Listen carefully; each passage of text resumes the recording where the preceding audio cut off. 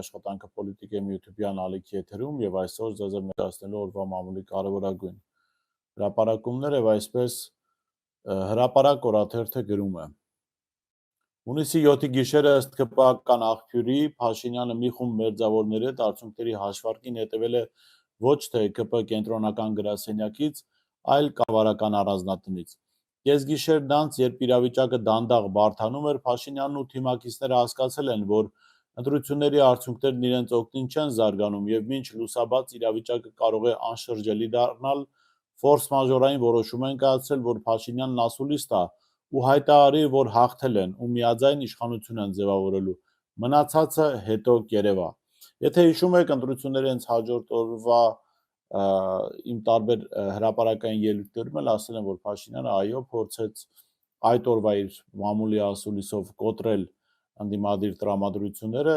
պետք է ասել, որ նաև հաջողվեց, ըստ էության նա արեց բան, որը այդ պահին պիտի աներ առաջնորդող ընդդիմադիր ուժը։ Հրապարակ օրաթերթը գրում է. Եվրոպական հանձնաժողովի նախագահ Ուրսուլա ֆոն դեր Լայենի Հայաստան սպասվելիք այսօրվա այցը մտահոգություններ է առաջացրել նաև իշխանական որոշ շրջանակներում։ Ամիսներ առաջ Եվրոպական ֆորումի անցկացմանն ու հատկապես Զելենսկու այցին հաջորդեցին ռուսական սանկցիաները արտահանումների սահմանափակման տեսքով, ինչը կանխատեսել էին նաև ԿՊ թիմի որոշ սթափ անդամներ։ Այժմ նույն մարդիկ կանխատեսում են, որ եվրոպացի տիկնոջ այցից հետո ՌԴ սանկցիաների երկրորդ խոշոր փաթեթը կգործարկի Հայաստանի դեմ։ Հրապարակ թերթը գրում է. Մենք Գյումրիում գյումրեցիների հետ միասին պետք է անցկացնենք ավագան ու արտահերթ ընտրություններ եւ հաստատենք ժողովրդավարության իշխանության, որպեսզի Գյումրին ծաղկի այնպես, ինչպես օրինակ ծաղկում է Արթիկը, Հանրապետության մյուս քաղաքները եւ ընդհանուր առմամբ Հայաստանն է ծաղկում։ Քարոզարշավի ժամանակ Գյումրիում հայտարարել էր Փաշինյանը։ Այս հայտարարությունն իր ապահները որպես հերթական հրահանգ են ընկալել եւ Գյումրու իշխանությունների դեմ գործողություններ սկսել։ Հունիսի 25-ից 26-ը ՏԿ-ն դեսանտ է իջեցրել Գյումրի համայնքապետարան, 2 օր քրքրել են հաթառատ նայել փաստաթղթերը, ստուգել հաստիկացուցակները։ Մեր աղբյուրից տեղեկացանք, որ հատկապես խոշորացույցով նայել են ֆինանսական եւ ճարտարագիտական բաժինները, ապա իրենց հետ տարել ինչ-որ կասկածելի փաստաթղթեր հավելյալ ստուգման համար։ Երևանից եկածները գրեթե բառ չեն փոխանակել համայնքապետարանի աշխատողների հետ, մերժել են ցանկացած հյուրասիրություն։ Այո, Փաշինյանը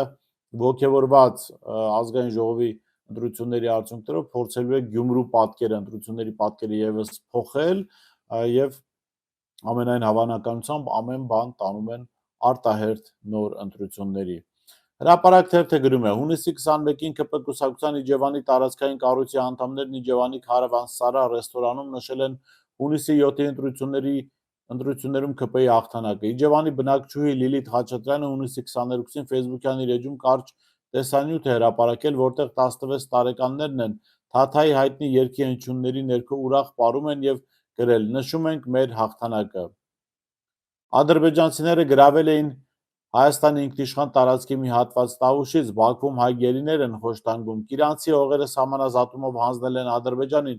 իսկ Տավուշի այն հողերը, որոնք Ադրբեջանի վերահսկողության տակ են եւ որը Կիրանցը հանձնելու օրերին խոստանում էին շուտով հետ ստանալ, չեն ստացել, բայց անզուսպ նշում են ԿՊ-ի հաղթանակը, որը շատերի կարծիքով հաղթանակ էլ չէ, այլ կեղծիկով, շանտաժով ու բռնությամբ կորզված արդյունք։ Ժողովուրդ օրաթերթը գրում է. Ժողովուրդ օրաթերթի տեղեկություններով ազգային ժողովի աշխատակազմի գլխավոր քարտուղար Դավիթ Առաքելյանը օգոստոսի 2-ից կլքի իր պաշտոնը, ինչպես հայտնի է, ԱԺ նախագահ Ալեն Սիմոնյանը Քաղաքացիական պայմանագիր կուսակցության վարչության անդամների կողմից չընտրվեց որպես նոր խորհրդարանի նախագահի թեկնածու, քանի որ Դավիթ Առաքելյանը Ալեն Սիմոնյանի թիմակիցն է, պետք է հեռանա զբաղեցրած դիրքից։ Նկատենք, որ պաշտոնյայի կենսագրության մասին որևէ տվյալ գտնել չհաջողվեց, քանի որ Դավիթ Առաքելյանի կենսագրությունը սկսվում է 2018-ից հետո, նա անգամ կրթություն ստացավ ԱԺ աշխատակազմի ղեկավար դառնալուց հետո, համատեղելով բարձր պաշտոնը ուսանողի կարգավիճակի հետ։ Հիշեցնենք, որ Առաքելյանն այս պաշտոնին նշանակվել էր 2023 թվականի փետրվարի 3-ին Ալեն Սիմոնյանի որոշմամբ, իսկ մինչ այդ զբաղեցնում էր ԱԺ նախագահի օգնականի պաշտոնը եւ բազմիցս հրապարակվել է, որ նրան ԱԺ-ում եւ այնտեղից դուրս ճանաչում են մականունով՝ ձուկ։ Ժողովուրդ օրաթերթը գրում է. օրաթերթի տեղեկությունների համաձայն այսօր ՍԴ խորհրդարանական ընտրությունների արդյունքների վիճարկման գործի քննության հարցով կմտնի խորհրդակցական սենյակ, որոշում կայացնելու։ Բանն այն է, որ ՍԴ դատավորներն ունեին 15 օր ժամանակ ուսումնասիրելու դիմումները լսելու կողմերին, հարցեր ուղղելու և խորհրդակցական սենյակ գնալու, որոշում կայացնելու համար։ Որոշման եզրափակիչ մասը կհայտարարվի հուլիսի 4-ին։ Արդեն հայտնի է, որ ընտրությունների արդյունքների վիճարկման գործի քննությանը չեն մասնակցում Սահմանադրական դատարանի 2 դատավորներ։ Խոսքը Արդարադատության նախկին նախարար, Հանրապետություն կուսակցության նախկին անդամ Արտակ Զեյնալյանի և բոլորովին վերջերս Քաղաքացիական պայմանագիր խմբակցության պատգամավորի մանդատը վայր դրած Վլադիմիր Վարդանյանի մասին է։ Ժողովուրդ օրաթերթը գրում է. իշխանական կուլիսներում վերջին 5 օրերին ամենաքննարկվող թեմաներից մեկը Ազգային ժողովի նախագահի պաշտոնում ԿՊ վարչության կողմից դաբրո ստացած Ռուբեն Ռուբինյանի թեկնածության հարցն է։ Իշխանական շրջանակներից օրաթերթի ստացած տեղեկությունների համաձայն Քաղաքացիական պայմանագիր խմբակցությունում ընդհանուր առմամբ դրական են գնահատում վերջին ներքին վերադասավորումները և վարչության ընտրությունների արդյունքները, սակայն ամենամեծ հետաքրքրությունը կենտրոնացած է հենց Ռուբեն Ռուբինյանի շուրջ ձևավորված կոնսենսուսի վրա։ Կուսակցության ներկայացուցիչները ոչ պաշտոնական զրույցներում նշում են, որ Ռուբինյանը պատգամավորների հետ մշտապես պահպանել է աշխատանքային և մարդկային կապ, եղել է հասանելի և բարեհաճ, իսկ որպես արժեփոխնախագահ կարողացել է պահպանել ներքին հավասարակշռությունը նույնիսկ ամենաթեժ քաղաքական փուլերում։ Սակայն քննարկումների առանցքում միայն ներքին հարաբերությունները չեն։ Իշխանական շրջանակներում շրջանառվող գնահատականների համաձայն Ռուբինյանի կարևոր առավելություններից մեկը նրա միջազգային կապերն են։ Խոսքը ոչ միայն եվրոպական քաղաքական հարթակներում ձևավորված հարաբերությունների մասին է, այլ նաև ռուսական քաղաքական շրջանակների համար ընդունելի լինելը։ Հրապարակ օրաթերթը գրում է. մինչ ընդդիմությունը Սահմանադրական դատարանում վիճարկում է հունիսի 7-ի ընտրությունների արդյունքները, իշխանական թիմը շտապում է դեռևս չձևավորված խորհրդարանի ղեկավար կազմ ընտրել հենց Քաղաքապայմանագիր կուսակցության վարչության նիստում։ Արդեն հայտնի է, որ ԿՊ վարչությունը խորհրդարանի խոսնակի նախագահի թեկնածու է ընտրել Ռուբեն Ռուբինյանին, փոխխոսնակների Վահագն Ալեքսանյանին և Հայկ Կոնջորյանին, վերջինը նաև ԱԺ համար էր թեկնածությունն առաջադրել, բայց չընտրվեց։ Առաջիկա օրերին էլ ԿՊ վարչությունը խմբակցության ղեկավար կընտրի։ Երեկվա դրությամբ խմբակցության ղեկավարի պաշտոնին առաջադրվել է Արուսյակ Մանավազյանը և ներկայում կուսակցության աշխատակազմի ղեկավարն է։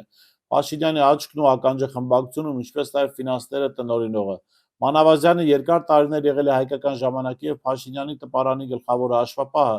ապա կառավարական առանձնատների տնօրենը և հիմա էլ ըստ լուրերի մասնակցում է Փաշինյանի ընտանեկան ֆինանսական շարժերին, սակայն իշխանության թիմում կարծում են, որ Փաշինյանի ֆավորիտն այս պաշտոնի համար նրա անգլերենի նախկին ուսուցչուհի, ԱՄՆ-ում Հայաստանի նախկին դեսպան Լիլիթ Մակունցն է։ Այսօրվա մամուլի հրապարակումներից առանձնացրել էինք այսքանը, կհանդիպենք վաղը։ Հետևիր սրտիդ ձայնին, այն քեզ ուզում է տանել անհայտ հեռուներ, վայելիր աշխարհի չքնաղ քաղաքներն ու արևոտ լողափերը նոր զգացողություններով, նոր համերով։ 2026-ը թող լինի հույսերի, մոտիվացիայի, նպատակների իրագործման տարի։ Եվ հիշեք, ամեն ինչ սկսվում է մեկ որոշումից։ Նոր տարին գալիս է նոր հնարավորություններով ու արկածներով։ Քո հաջորդ արկածը մեկ թռիչքի հեռավորության վրա է։ Travel with M 095 89 20 48